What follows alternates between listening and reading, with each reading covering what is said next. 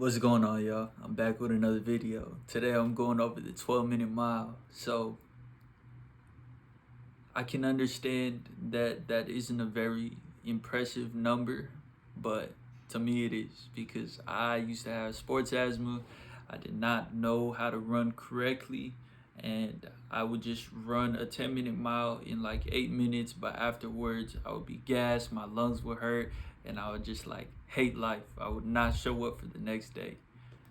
But I learned how to get 12-minute miles um, pretty consistently through consistency.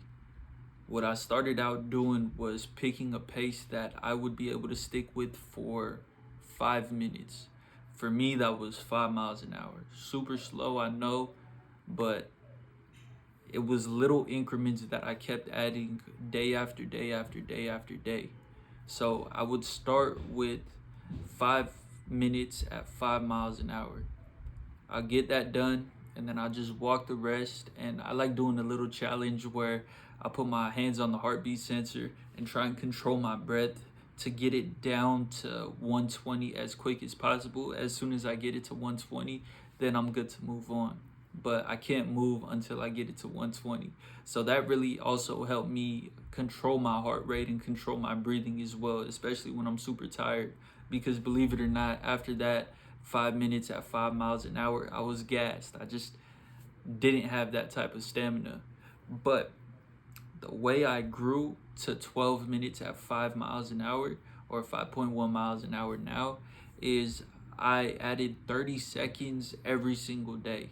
And I just made sure to show up and then add that 30 seconds. If you don't feel like showing up, just hit the same number you hit yesterday. You know damn well you could hit it because you hit it yesterday. But that 30 seconds might be pushing you to the edge. That's fine. Don't move up that increment. But try and move up 30 seconds every single day. Now, as soon as you get to that mile mark, then just instead of 5 miles an hour, do 5.1 or 5.2 or 5.3 day after day after day and make it small increments. My goal is to run 3 miles without stopping, no break, at 7 miles an hour. So it's gonna be a long journey, but I've been extremely consistent with it over the past 40 days now, and it's been going very well. I'm at 12 minutes for a mile at 5.1. I'm gonna get up to 15 minutes, and then I'm gonna go to 5.2, then 5.3, then 5.4, then 5.5, and then I'm gonna try and get to 20 minutes at that. And if I could get to 20 minutes at that, then I'm gonna go to 5.6, 5.7, 5.8, 5.9, and 6. So I learned this from David Goggins, the marathon runner, the ultra marathon runner, and I never really took it into account. But your posture while running is extremely important.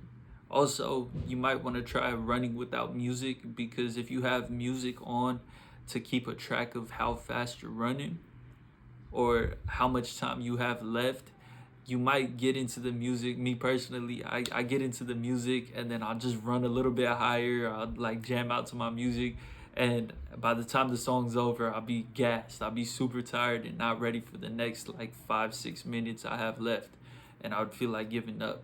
So if that's you, you might want to consider just running without music, or just running with some cool mellow tones that you could just kind of cruise to, some love making music. You feel me? Get something good going. That's the 12-minute mile that I have achieved, and I'm gonna keep you guys, going on this journey. I know there's gonna be the soccer players and the track stars like watching this video, like, bro, what are you talking about? This ain't for you. This is for the fat kids that grew up like me. When I was a kid, I was a fat boy.